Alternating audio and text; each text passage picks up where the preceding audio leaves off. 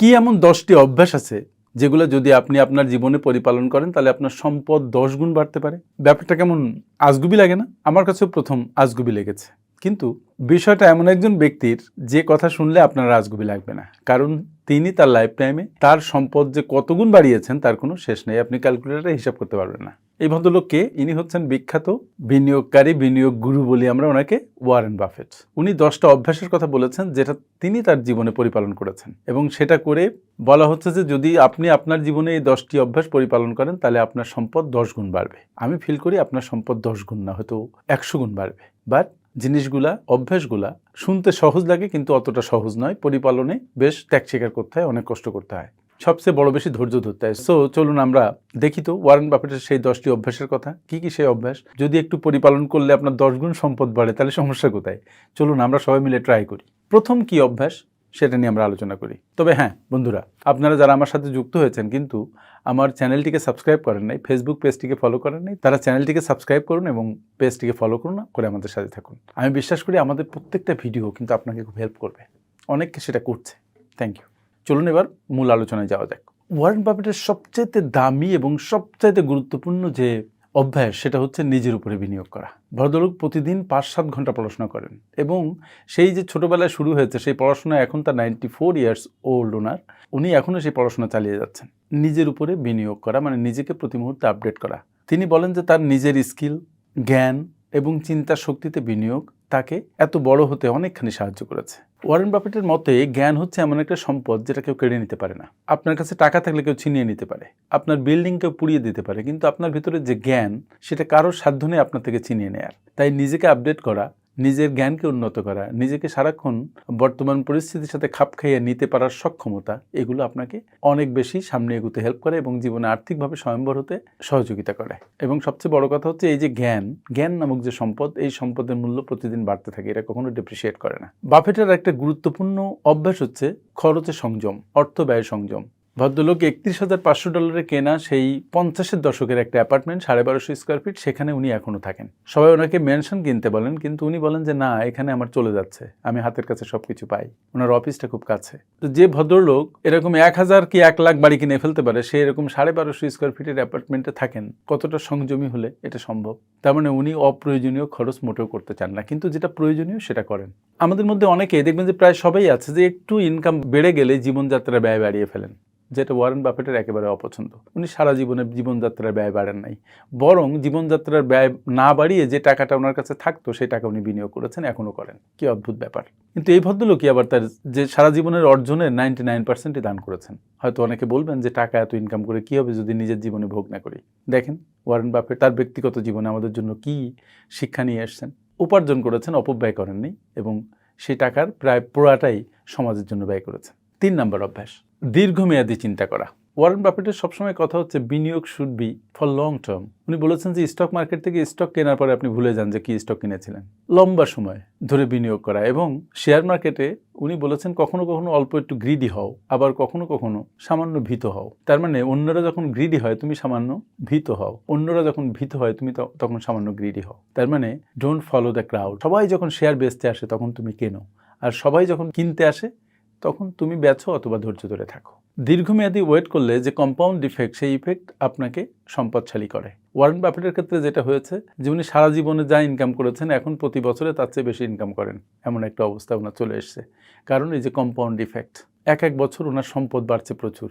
সবসময় প্রত্যেকটা বিনিয়োগ শেষের দিকে যে অনেক বেশি বাড়ে। এই দীর্ঘমেয়াদী চিন্তায় ওয়ারেন বাফেটের তুলনা পাওয়া মুশকিল। তার বন্ধু চার্লি মাঙ্গার তার চেয়ে একটু বয়সে বড়, মারা গেছেন উনিও দীর্ঘমেয়াদী চিন্তার একজন প্রবক্তা, দীর্ঘমেয়াদী বিনিয়োগ চিন্তার মূলত। তাছাড়া ওয়ারেন বাফেট আরেকটা গুরুত্বপূর্ণ অভ্যাসের কথা বলেছেন যে উনি সেই কোম্পানিতে বিনিয়োগ করেছেন যে কোম্পানির বিজনেস উনি বুঝেন। তার মানে ওই বিজনেস কিভাবে রান করা হয়, ওই বিজনেস কিভাবে টাকা মেক করে, কিভাবে টাইমের সাথে সাথে বিজনেসটা গ্রো করে, পুরো প্রসেস যদি উনি না বুঝেন তাহলে উনি সেখানে কখনো ইনভেস্ট করেন নাই। আমরা যেমন একটা গার্মেন্টস কিভাবে চলে জানি না, কিন্তু গার্মেন্টসের শেয়ারে বিনিয়োগ করে বসি।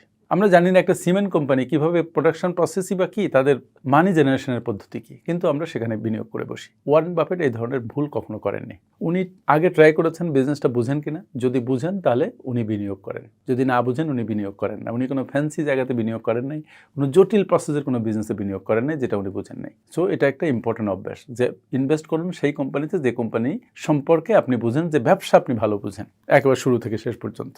ওয়ারেন বাফেটের আরেকটা গুরুত্বপূর্ণ অভ্যাস হচ্ছে যে উনি আবেগ দিয়ে কখনো কোনো ডিসিশন নেন না, বিশেষ করে আর্থিক ডিসিশন। কেউ আপনাকে বললো যে অমুক শেয়ারের দাম অনেক বাড়বে, লোভে পড়ে যে আপনি শেয়ার কিনলেন। আবার কেউ বললেন যে এই শেয়ার দাম পড়ে যাবে, আপনি আগে চিন্তা না করে শেয়ারটা সেল করে দিলেন। ওয়ারেন বাফেট এই ধরনের কাজ কখনো করেন নাই। উনি আগে চিন্তা করেছেন যে কোন কোম্পানি উনি শেয়ার কিনবেন, সেই কোম্পানির ফান্ডামেন্টাল অ্যানালাইসিস করেছেন, সে ব্যবসাটা বুঝেন কিনা দেখেছেন, উনি ওই ব্যবসার ক্রনোলজিক্যাল হিস্ট্রি দেখেছেন, ম্যানেজমেন্ট দেখেছেন। তারপরে যদি ওনার মনে হয়েছে ইয়াস এর গ্রোথ পটেনশিয়াল আছে, উনি সেখানে বিনিয়োগ করেছেন এবং বিনিয়োগ করে উনি ভুলে গেছেন। মূলত আমরা যেমন লোভে পড়ে বা ইমোশনালি কারো কথা শুনে ডিসিশন নেই, ওয়ারেন বাফেট সেই প্রকারের লোক নয়। সুতরাং এখান থেকে আমাদের শেখার ব্যাপার হচ্ছে যে আমরা ক্রাউডকে ফলো করব না শেয়ার বাজারে, এবং আমরা আমাদের ইমোশনকে মূল্য না দিয়ে মূল্য দিব যুক্তিকে। আপনি যদি বলতে পারেন এই শেয়ার কেন আপনি কিনছেন, আপনি যদি তার পক্ষে লজিক দেখাতে পারেন, সঠিক যুক্তি দেখাতে পারেন, তাহলে সেই শেয়ারই আপনার কেনা উচিত। আপনি যদি না জানেন কেন কিনেছেন, সেই শেয়ার আপনার কেনা উচিত নয়। ওয়ারেন বাফেট যেটা ফলো করেন, নিজের ক্ষমতার সীমা জানা ওয়ারেন বাফেটের আরেকটা খুব বড় শক্তি। তিনি জানেন যে তিনি কি জানেন এবং কি জানেন না। কি সাংঘাতিক ব্যাপার। নিজের সম্পর্কে ওনার ধারণা খুব পাকাপোক্ত। আর এই যে নিজের সম্পর্কে জানা, এটাকে উনি বলেছেন দ্য সার্কেল অফ কম্পিটেন্স। অনেক মানুষ আছে যারা সব জায়গাতে জ্ঞানী হতে চায়, ফলে তাদের জ্ঞান সীমিত থাকে। ওয়ারেন বাফেট যে কোনো একটা বিষয়ের প্রতি দৃষ্টি নিবদ্ধ করেন এবং সেখানে গভীর জ্ঞান অর্জন করেন। এবং এই যে সার্কেল অফ কম্পিটেন্স এবং এই যে গভীর জ্ঞান, এই গভীর জ্ঞানই তাকে অন্যান্য সহস্র মানুষ থেকে আলাদা করে ফেলেছে। আমরা আলাদা করে আজকে ওয়ারেন বাফেটকে চিনি তার গভীর জীবনবোধ, গভীর জ্ঞানের কারণে, এবং সব ব্যাপারে এক্সপার্ট না হয়ে দুই একটা ব্যাপারে মহা এক্সপার্ট হওয়ার কারণে। বাফেট আরেকটা অভ্যাস আয়ত্ত করেছেন, সেটা হচ্ছে উনি সবসময় ভালো মানুষ এবং ভালো ব্যবসার সাথে থাকতে চান। যাদের মধ্যে ফ্রডুলেন্ট চিন্তাভাবনা আছে, খারাপ চিন্তা করেন সমাজের জন্য, দেশের জন্য, নিজের জন্য, বিনিয়োগের জন্য, উনি সেসব মানুষকে এড়িয়ে চলেছেন। এবং যেসব মানুষ ওনার জীবনে ভ্যালু অ্যাড করেছে এবং যেসব ব্যবসা আদর্শ ব্যবসা উইথ এ স্পেসিফিক গোল, যেসব ব্যবসা সমাজের মঙ্গলের জন্য কাজ করেছে, উনি তাদের সাথে ছিলেন। তিনি ব্যবসা যাচাই বাছাই করার সময় শুধু ব্যবসার দিকে সংখ্যা দেখেন না, উনি ব্যবসায়ের ক্যারেক্টার দেখেন, তার পেছনে কারা আছে তাদের ক্যারেক্টার দেখেন। এবং এই যে অভ্যাস, এই অভ্যাস তাকে দীর্ঘমেয়াদে সাফল্য দিয়েছে। কারণ যারা ফ্রডুলেন্ট অ্যাক্টিভিটি করে, যারা খারাপ মানুষ, তারা শর্ট টার্ম বেনিফিট খুঁজে, আর যারা ভালো মানুষ তারা সাস্টেনেবিলিটি চায় তাদের বিজনেসের মধ্যে। আপনি যদি বড় ব্যবসা করতে চান, দীর্ঘমেয়াদে ব্যবসা করতে চান, আপনাকে সৎ হতে হবে। এজন্য সৎ মানুষ এবং সৎ ব্যবসা, এটা ওয়ারেন বাফেটের খুব পছন্দের জায়গা। আর একটা গুরুত্বপূর্ণ অভ্যাস ওয়ারেন বাফেট সারা জীবন ধরে লালন করেছেন, সেটা হচ্ছে ঋণকে এড়িয়ে চলা। ওয়ারেন বাফেট কখনো তার জীবনে কোনো ক্রেডিট কার্ড নেননি। উনি ঋণকে সম্পদ অর্জনের পেছনে ব্যয় করেছেন, কিন্তু খারাপ ঋণ বা ঋণকে কখনো খারাপ হতে দেননি। খারাপ ঋণ উনি কখনো নেননি। তার বিশ্বাস যে অপ্রয়োজনীয় ঋণ মানুষকে আর্থিকভাবে দুর্বল করে দেয়। তিনি ঋণ নিয়ে ঘি খাওয়ার বিরুদ্ধে, ঋণ নিয়ে বিলাসী করার বিরুদ্ধে, ঋণ নিয়ে গাড়ি কেনার বিরুদ্ধে, ঋণ নিয়ে বাড়ি কেনার বিরুদ্ধে। তবে উনি বলেছেন যে ঋণ নিয়ে গাড়ি কিনো না, বরং 5 বছরের পুরানো গাড়ি কেনো, ক্যাশে কেনো। এমনভাবে হোম লোন নাও যেন খুব তাড়াতাড়ি তুমি সেই ঋণকে পরিশোধ করে দিতে পারো। সুতরাং ঋণের চিন্তা ভোগ বিলাসের দিকে নয়, ওনার ঋণের চিন্তা হচ্ছে যেটা আর্থিকভাবে স্বাবলম্বী করতে পারে মানুষকে, যে ঋণ মানুষকে ভালো দিকে নিতে পারে। খারাপ ঋণ উনি অ্যাভয়েড করতে বলেছেন। ওয়ারেন বাফেটের আরেকটা বিষয় আছে যে উনি ব্যর্থতাকে ভয় পান না এবং ভুল থেকে উনি শেখেন। একই ভুল উনি কখনো বারবার করেন না, উনি রিপিট করেন না ভুলের। এটা খুব গুরুত্বপূর্ণ একটা ব্যাপার। আপনার জীবনে ভুল হতে পারে, কিন্তু বারবার একই ভুল করা একটা ক্রাইম। ওয়ারেন বাফেট যেটা করেন না।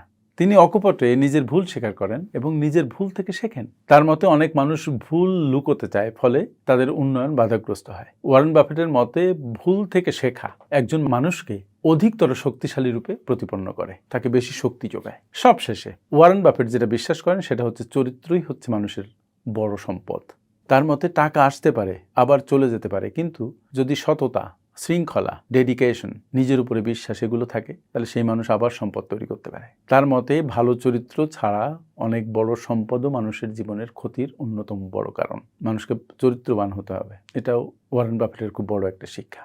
পরিশেষে যে কথাটা বলা দরকার সেটা হচ্ছে ওয়ারেন বাফেটের মতো অভ্যাসের চর্চা করতে পারলে আপনি ওয়ারেন বাফেট হতে পারবেন এমনটি নয়, কিন্তু তার মতো চিন্তা করতে শিখলে, তার চিন্তাগুলোকে ধারণ করতে পারলে, তার মতো জীবনযাপনে অভ্যস্ত হতে পারলে আমরা যে কেউ আর্থিকভাবে সচ্ছল হতে পারি।